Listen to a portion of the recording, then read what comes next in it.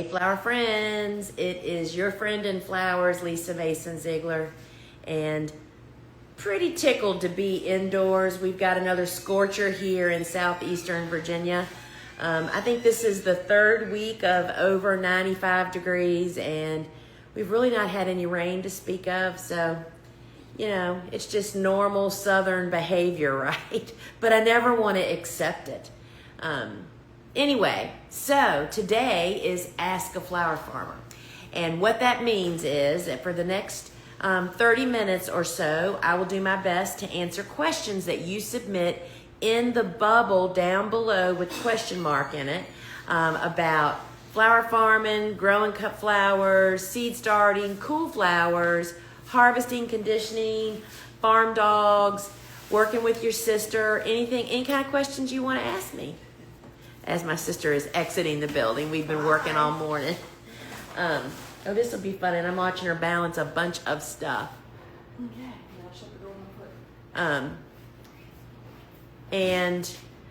Suzanne, Susie just texted, they're closing the warehouse. She's not well. So you just never know what's going on around here. All right, friends. So the question, go down in the bubble with the question mark about anything you can think of about flower farming and growing cut flowers.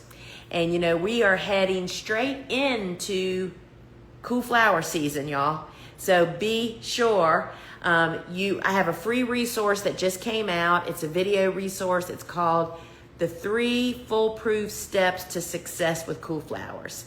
And you can request it by commenting STEPS here, STEPS. And they'll DM the link for you to actually request it. And would love for you to have that. You're going to hear me talking about cool flowers an awful lot because while it's too early for most of us to really start seeds or to actually plant anything, but it's the planting stage. It's like, where are you going to plant cool flowers? Don't be planting your late summer, fall crops where your cool flowers need to go. I mean, that's why I'm here to say, hey, remember, we have the crops that bloom during the craziest demand, high demand season, right coming up, and you need to make space for them and leave them, because that's a frequent flyer problem that I hear from people.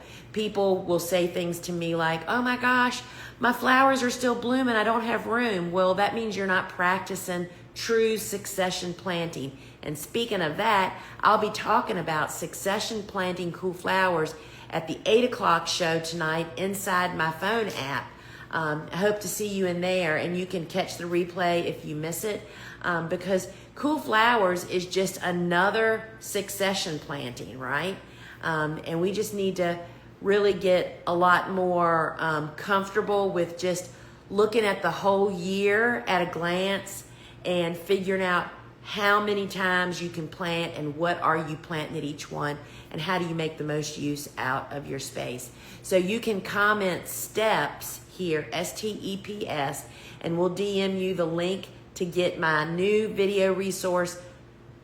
I think it's 3 foolproof steps to success with cool flowers, or it's at the top of our banner on our website, thegardenersworkshop.com. So friends, if you have questions that you want to submit for me to try to answer today here at Ask a Flower Farmer, just post your questions in the bubble down below with the question mark so they don't get lost in the feed of people. Would love for you to have that free resource, the foolproof steps to cool flowers. And so let's take a look. We got a couple of questions down here. Let's see what we're doing. I have perennial hibiscus that keeps dying. It looks like they're drying up and dying. So I have absolutely no experience in growing hibiscus, the perennial. We grow hibiscus mahogany splenda, which is an annual, which is gorgeous, by the way, y'all. It's maroon, and we grow it for the foliage. That's pretty much, I don't know that I've ever even seen a bloom on it before. But ours is coming along beautifully for fall. So I cannot help you on your perennial, but I would say if it's drying up, maybe it just needs a regular watering. So I really cannot help you there. how does a flower farmer go on summer vacation? So that's a really great question. This year in May, for the first time in 10 years, Steve and I actually left the farm for a full week. In season, May is in high season for us. And you have to plan for it long before, 2 weeks before you go on your vacation. First off, if you have people that work for you and have staff,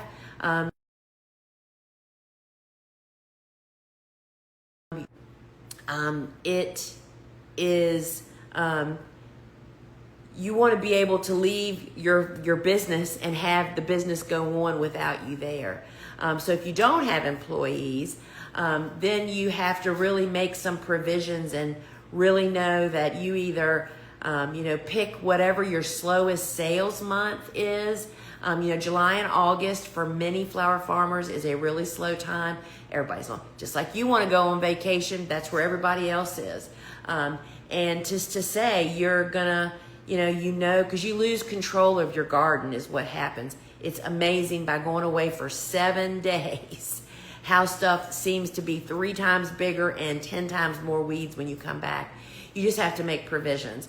But I would say people that are truly in business typically do not vacation in high season. High season may not be for you in summer. Maybe it's spring or maybe it's fall. That's when it was the busiest time for us. So it's really about really thinking about that. And if you have a family, I totally get it. They all want to go to the beach or what have you. But you just have to plan ahead and make those provisions. And to know it's a lot of work before you leave, and it's a lot more work when you come back, and even frustrating because of the stuff that goes wrong or does happen or doesn't happen. You can't go away and leave seedlings, obviously.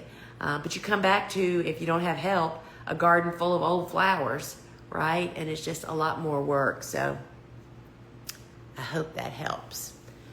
Hi, Kim. We're in the middle of intensive remodel and addition. I've had to pack up soil blocking grow lights. Do I still have time to direct seed cosmos, sunflowers and marigolds? 8A, Garner, North Carolina. If I live through this, it will be worth it. I'm getting a grow room area just for soil blocking. Oh, Kim, I am so happy for you. That's where I was. This November, we will have been moved into the new part of our house for 2 years, and it took 2 years. And I totally understand.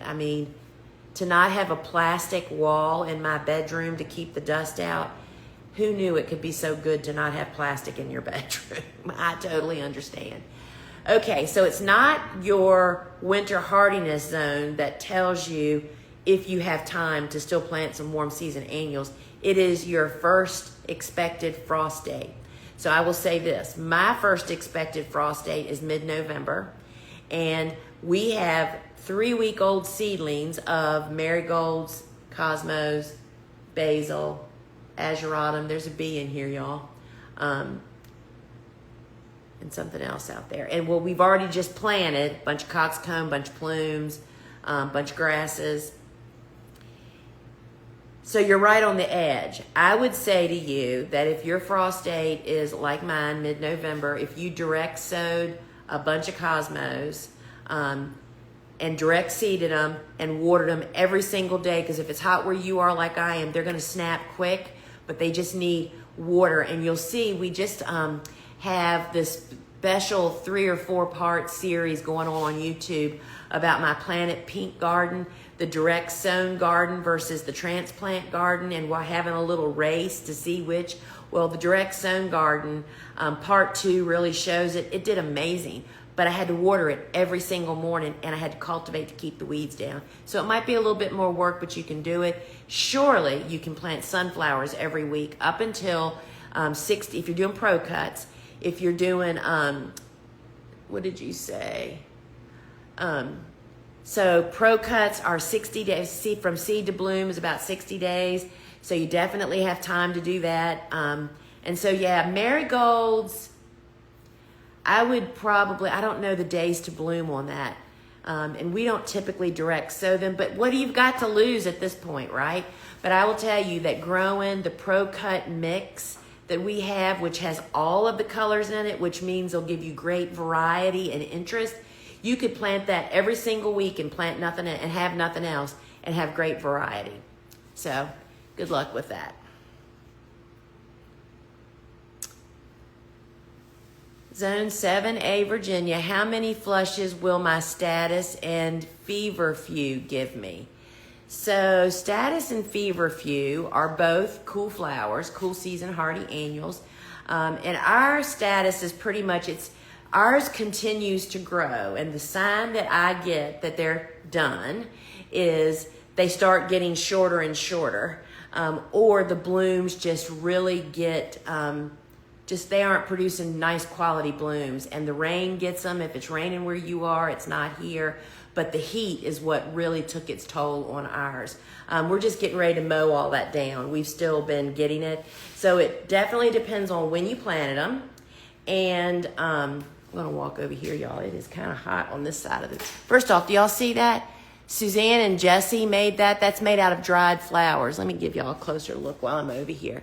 Is this not cool? Those are straw flowers and grasses and peppers. And then that's moss added all around there. That's just one of the many projects. Y'all are getting a view. I got to turn the fan on and stand over here. All right. So this is that's my show tonight with my cool flowers that I'll be talking about them.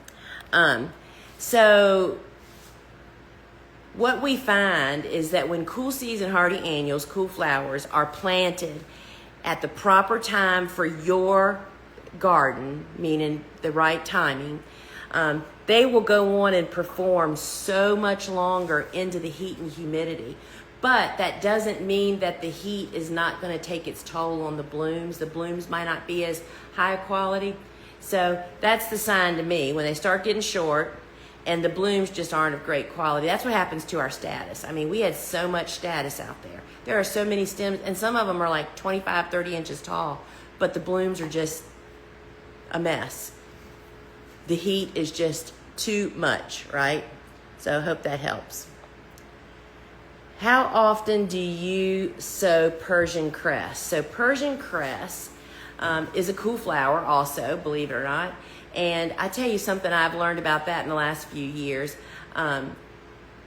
It's winter hardy here. I can fall plant it, but it gets so tall and so top heavy that it just folds.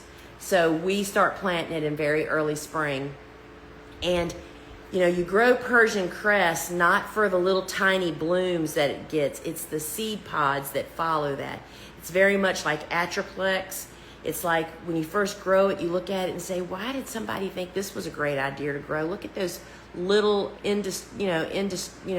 not even noticeable blooms, but it's the seed pods, and they're pretty amazing. So I would say that I would try, I don't know where you are, but if it's a crop that you do a good job growing it, I would probably plant it in very early spring, and then probably 4 to 6 weeks after that, and then maybe even one more succession just to try it and see how it does. I just had never grown cress until Daniel of Petal Pickers turned me on. We grow the also, is it Green Wizard or Green Dragon? I always get it confused. The seed is on our website. That is another amazing cress, and it's the same. It's that gorgeous seed head, and I actually prefer that over the Persian only because it's easier to manage in the garden. They're both cool looking, but we did succession plant that a couple of times after very early spring, and it did okay. I'm in Kentucky, zone 7, 6B. What do you suggest for my first season to fall plant to have retail ready bouquets for spring? So,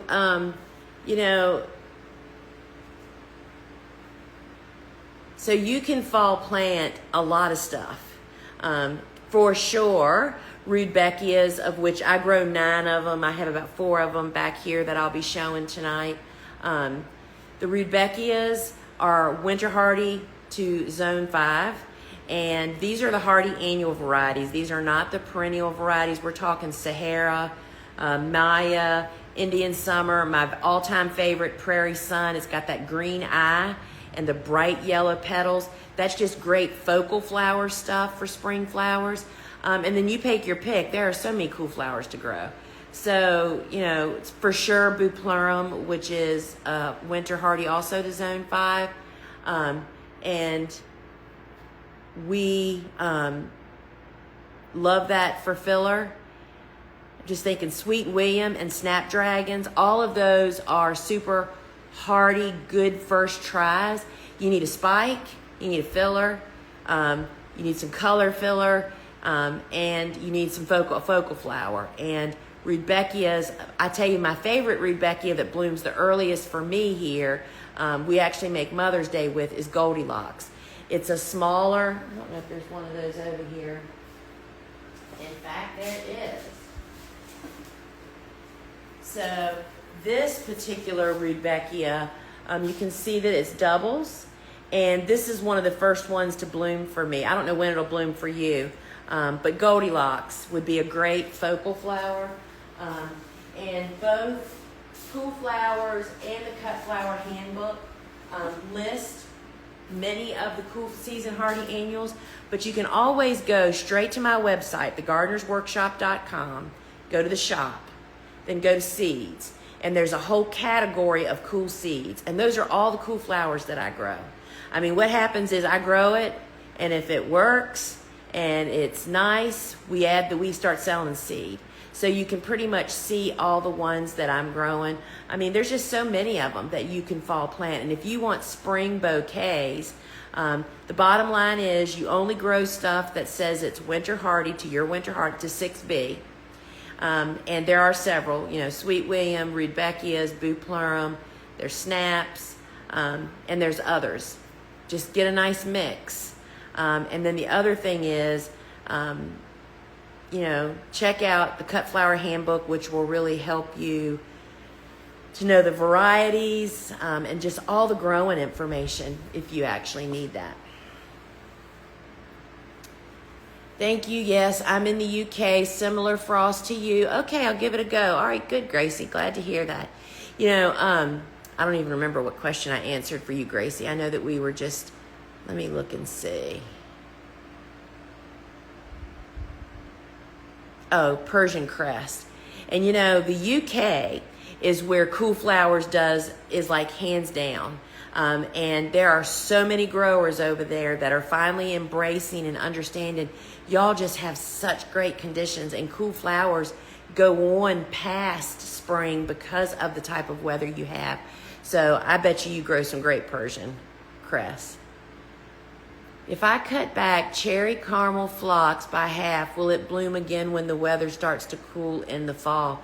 You know, I've never grown that. It's borderline not tall enough, and we just, as big growers, we just don't have the opportunity to be able to do that. So I would say that if you keep any plant, and I don't even know if that's a perennial or I think it's an annual, isn't it? If it's kept watered, weeded, and fed, that if it's going to do it, but that is, let's see, we're in July to August to September. You know, you have 8 to 10 weeks of really taking care of that plant to get that. So I would say it might be worth a try, but I don't have any experience with that.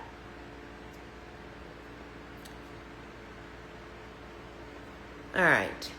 How cool do the temperatures need to be to plant out fall planted cool season flowers to be overwintered, and which are your favorites to plant soon to be overwintered?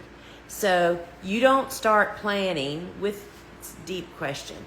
First off, I highly recommend the Cut Flower Handbook. That's my latest book, and every piece of information, it will guide you when exactly you should plant all families of annuals, warm and cool, both of them, okay?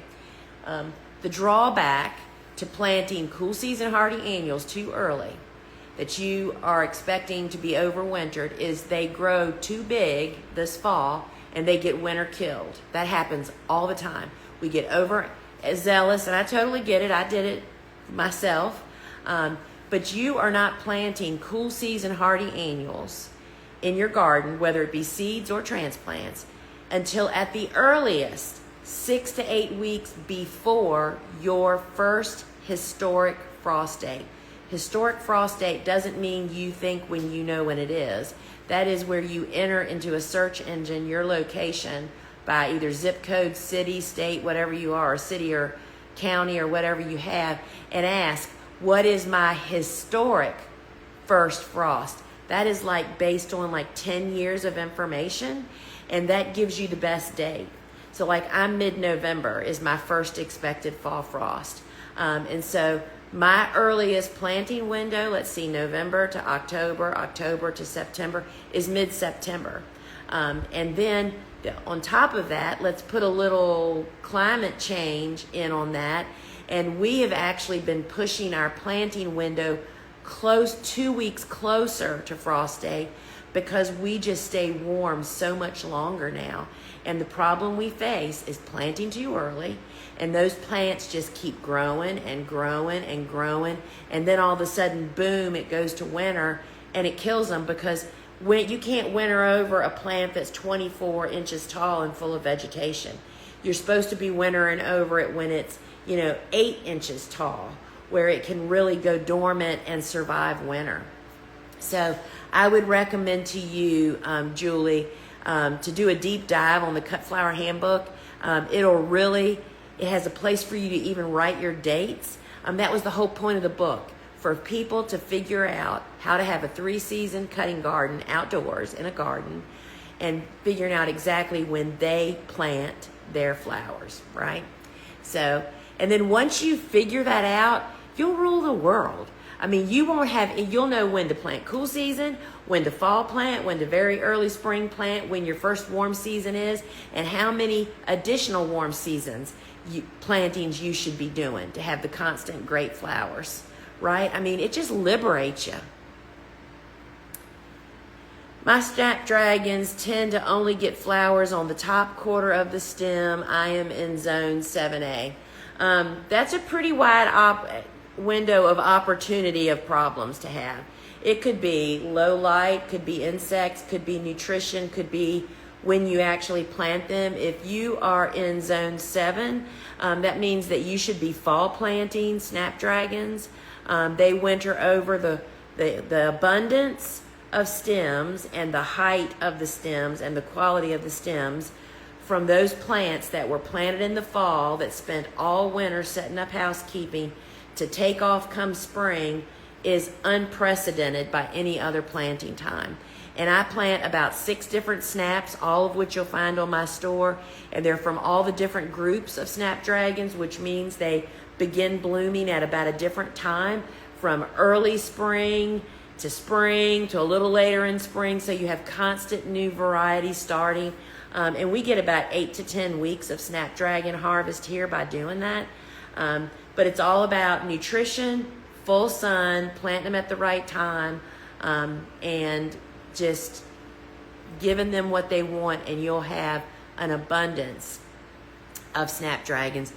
Snapdragons are one of the first flowers that I launched my flower farm on back in 1998. Rocket snaps, which are group 3 or 4, I think. Indian summer, Rudbeckia, sweet peas, and I grew a Sweet William variety that is no longer available, and I can't even remember the name of it now. But those were the first commercial flowers or garden that I ever planted. Planted them in the fall, and it launched me like a rocket in spring. The quality was so amazing that my florist had never seen. And if you have not experienced cool flowers, the cool flower concept of finding your planting, they're very awkward planting times, y'all. That's why we stopped growing them, right? But as commercial growers and avid flower gardeners, I mean, there is no better group of flowers. We're talking bells of Ireland, snapdragons, sweet peas, Sweet William, Rudbeckias, Lizzianthus. Lizzianthus is a cool flower. Did y'all know that? Dill, Scabiosus, Tweedia, Yarrow, Ami Magus. There's so many of them. I mean, there's just a boatload of them. And to get top quality stems, meaning tall, abundant, healthy, very productive. It all comes down to timing, and that's what the Cool Flower concept is all about. So I'm doing a live show tonight at 8 p.m. inside my phone app called Succession Planting with Cool Flowers. And we'll be touching on that, and you'll have the opportunity. It's a shopping show, y'all. It's what it is. It's QVC with me telling you how I do stuff, and you can buy the stuff if you need it. The books will be on there, and it's just really a lot of fun. So, friends, I do not see any more questions. I've got them all answered. So just a couple of rundowns. So this tonight, 8 p.m. inside the app. Friday at 12 noon, we do another big show, which will be all about summer flowers, cosmos, gomphrena, sunflowers, tons of zinnias and coxcomb, just a lot of beautifulness for the height of summer, right? And remember, if you want that free resource, 3 foolproof steps to success with Cool Flowers, comment STEPS here, STEPS, and we'll DM you the link, or it's at the top of all of our web pages over at thegardenersworkshop.com, and I would absolutely love for you to have it. All right, so here's another question. I have 3 minutes. I'll take it. Grace. So Gracie's over in the UK. Bells of Ireland are so difficult. Only way I found is from freezer to wet paper towel to germinate. So Bells of Ireland is a cool season hardy annual. We fall plant them. And yes, we definitely direct sow them. I have learned, just like what you're talking about, we actually prime the seed. We soak that seed. If you take out a little Bells of Ireland seed and look at it, it's like a little rock. It is hard as a rock. It looks like a piece of buckwheat if you've ever seen that. It's kind of triangular in shape. And just think about how much watering, if you didn't prime it, how much watering you would have to do to keep that shell moist enough 24/7 to sprout. That's the whole problem. It's not that bells are so difficult. It's that we're usually crummy waterers. I know I am. That's why I hate direct sowing, right? So the method that's right on our seed packets when you buy Bells of Ireland from us, and I know you can't, Gracie, because you're in the UK, we say, we store all Cool Flower seeds in the freezer. That just sets them up for success, so they understand when they come out of there, it is time to sprout. They're getting warm. And then we drop the seeds, and we actually just soak them in water. I have been known to soak them for days, that I just didn't get to them, and they do great. They sprout like instantly. And so, yes, freezer storage right up till the time. It's not required. It just helps to enhance germination. And then either wrap in a wet paper towel like Gracie does, or I just dump the whole seed thing into a little cup of water and let it sit at least a few hours or overnight, and then sow those seeds the next day. And I believe, if I remember right, Bells of Ireland seed do not get covered with soil, which is, I have to look every time, y'all. I don't memorize all this stuff. And we have excellent germination. So, friends, until we meet again,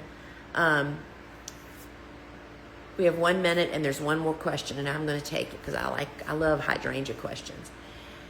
Gypsy blooms. My hydrangeas are not blooming. Can you recommend a fertilizer? It's most likely not a nutrition problem most often. It's usually a pruning problem or a deer problem. So there's 2 different types of, or 2 different groups of hydrangeas. There are those hydrangeas that bloom on stems that grew new this season. That's like Limelight, the PGs that we see everybody having. So you can cut them back in spring, and it grows these big stems, and those stems have blooms, even though you cut them back in, let's just say, March. Mop heads, most of the other groups of hydrangea, those big ball heads, all of them bloom on last year's wood. That means that the stem from last spring that grew last year developed blooms or buds, which you can't see. It's down in the leaf nodes. And most people prune either in the fall or in the spring, and they literally cut off all the blooms. So the first thing you need to do, Gypsy, is to figure out what kind of hydrangeas that you have. And then I would put that into a search engine. Why is my PG not blooming? And if you have PGs, if you have new wood hydrangeas and they're not blooming, I bet the deer are eating them. So that's my tidbit of the day. All right, friends, we're going to sign off. See you tonight inside my phone app for Cool Flowers Succession Planting. Until we meet again, friends. Ciao.